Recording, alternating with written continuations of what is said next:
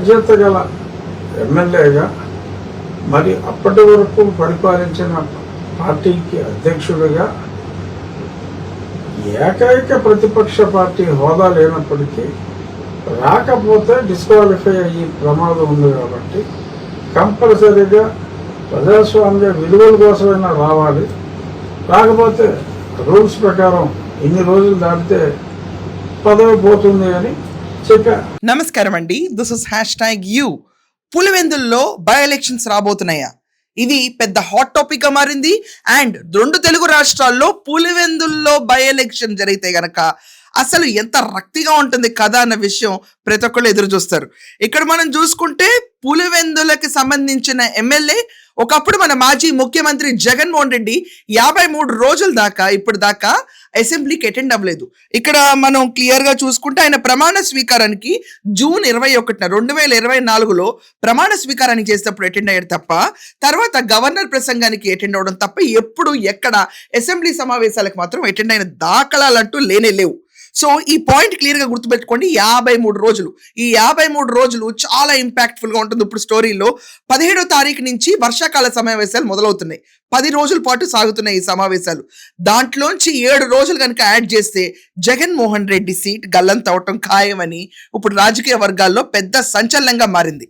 మనం చూసుకుంటే 2 సంవత్సరాలు గడిచిపోయింది ఎన్నికలు అయిపోయి. దీంట్లో 60 రోజులు ఎవరైతే అసెంబ్లీకి అటెండ్ కారో వాళ్ళందరికీ అనర్హత వేటు పడుతుంది, ఆ సీట్ వేకెంట్ గా ఉంటుందని అయ్యన్న పాత్రుడు గారు అలాగే డిప్యూటీ స్పీకర్ రఘురామకృష్ణరాజు గారు చెప్తానే ఉన్నారు. ఒక ఎమ్మెల్యే అసెంబ్లీకి రాకపోతే ఏం చేయాలండి? ఎమ్మెల్యే బాధ్యత ఏంటి? అసెంబ్లీకి వచ్చి ప్రజలతో సమస్యలు చర్చించాలా? అందుకే కదా మీరు అందరూ మాకు సపోర్ట్ చేశారు. మరి మీ అసెంబ్లీకి రాకుండా మీ అసెంబ్లీకి రావని ఇంట్లో కూర్చుంటే మరి ప్రజలు వాళ్ళని ఏం చేయాలండి? ఎలా ట్రీట్ చేయాలండి? ఇది కాకుండా అసెంబ్లీకి ఒక కమ్యూనికేషన్ డిపార్ట్మెంట్ అనేది ఒకటి ఉంటుంది. ఆ కమ్యూనికేషన్ డిపార్ట్మెంట్ పని ఏంటంటే వాళ్ళని అడుగుతూ ఉంటుంది మీరు ఎందుకు రారు అని. అంటే ఫర్ ఎగ్జాంపుల్ ఇప్పుడు మనం ఒక కంపెనీలో జాబ్ చేస్తున్నామండి, మనం నోటీస్ ఇవ్వకుండా వాళ్ళకి కంటిన్యూస్ గా ఒక 20-30 డేస్ ఉందనుకోండి, వాళ్ళు ఏం చేస్తారు, okay this person is not coming అని చెప్పి వాళ్ళు టర్మినేట్ చేస్తారు, వాళ్ళని అబయన్స్ లో పెట్టేస్తారు. సో సేమ్ వే స్కూల్స్ లో కూడా మనం చూసుకుంటే అసలు స్కూల్ కి ఒంట్లో బాగాలేదని చెప్పకుండా లేకపోతే ఏ రీజన్ లేకుండా మానేస్తే కనుక అటెండెన్స్ లేకపోవడం వల్ల ఆ ఇయర్ పాస్ చేయరు. The same way Jaganmohan Reddy ఈ 11 మంది గెలిచిన దాంట్లో ఎస్పెషల్లీ జగన్మోహన్ రెడ్డి దొంగచాటుగా సంతకాలు పెట్టుకునే దాఖలాలు కూడా లేవు. మిగతా వాళ్ళు అంటే 10 మంది అటు ఇటు కనిపించకుండా సంతకాలన్న పెట్టారు, కానీ జగన్మోహన్ రెడ్డి ఏ సంతకం పెట్టకుండా ఓన్లీ గవర్నర్ ప్రసంగానికి అటెండ్ అయిపోయారు, కానీ అది కౌంట్ లోకి రాదు అని డిసైడ్ అయిపోయారు.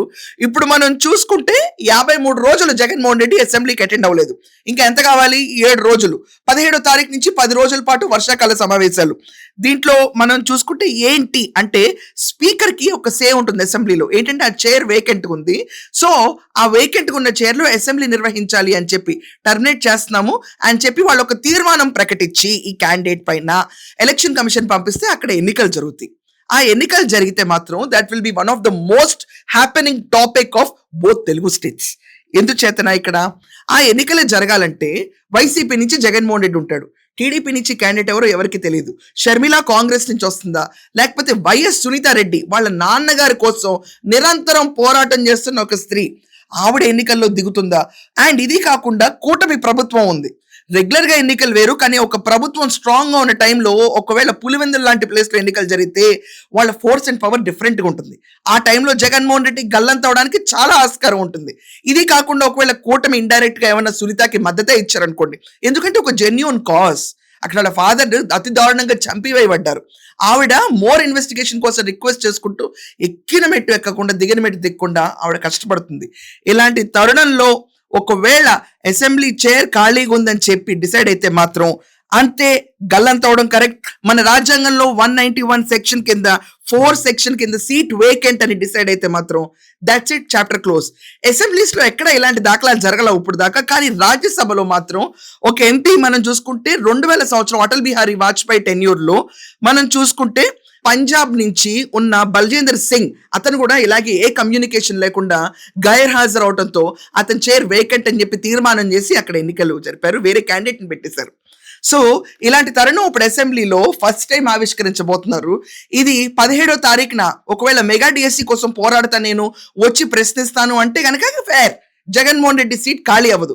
లేదు ఇదే అహంభావంతో ఉండి గవర్నర్ ప్రసంగానికి మాత్రం వచ్చి వెళ్ళిపోయి మిగతా చోట్ల రానంటే గనక మిగతా 10 రోజుల్లో 7 రోజులు అబ్సెంట్ కింద కౌంట్ చేసి అతని చైర్ వేకెంట్ ఉందని తీర్మానం ప్రకటించి ఎలక్షన్ కమిషన్ కి ఇక్కడ మనం చూసుకుంటే రాజ్యాంగంలో 101 కింద సెక్షన్ 4 కింద అక్కడ ఎలక్షన్స్ జరపాలి అని ఎలక్షన్ కమిషన్ కి వాళ్ళు ఆదేశాలు జారీ చేస్తారు స్పీకర్. ఇలాంటి తరుణంలో జగన్మోహన్ రెడ్డి ఎంత రిస్క్ తీసుకుంటాడు అనేదే రాష్ట్రం అంతా చూస్తుంది ఇప్పుడు.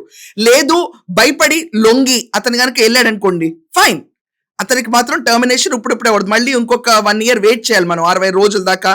మళ్ళీ అతను హెడ్ స్ట్రాంగ్నెస్ తో పీపుల్ రిప్రజెంటేషన్స్ ఏవి ఇవ్వకుండా, పులివెందుల నుంచి ఒక రిప్రజెంటేషన్ లేకుండా అలాగే ఇంకో 1 year గడిపి మళ్ళీ 60 రోజులు వెళ్ళకపోతే కథ వేరుగుంటుంది. కానీ ఇప్పుడు మాత్రం 53 రోజులు నెక్కి చేరాడు జగన్మోహన్ రెడ్డి. ఈ మంత్ మోస్ట్ హ్యాపనింగ్ మంత్ అవుతుంది పులివెందులు. ఎందుకంటే ఎన్నికలంటే బస్తీ మే సవాల్ అన్న రీతిలో జరుగుతాయి ఈసారి.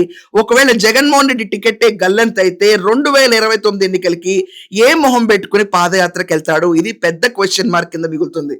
అతని ఫేస్ వాల్యూకి అతనే గెలిపించుకోలేక కూటమి ప్రభావం వల్ల రిగ్గింగ్ చేశారన్న మాటలు చెప్పుకోవడం తప్ప, అంటే విచ్ ఇస్ నాట్ ఫ్యాక్ట్. అతను చెప్పుకుని తిరుగుతారు. ఆబ్వియస్లీ ఓడిపోయిన వాళ్ళందరూ ఇలాగే అంటారు, బ్యాలెట్ బాక్సులు ఇవన్నీ రిగ్గింగ్లు, ఈ సోదా గోల అందరికీ తెలిసిందే.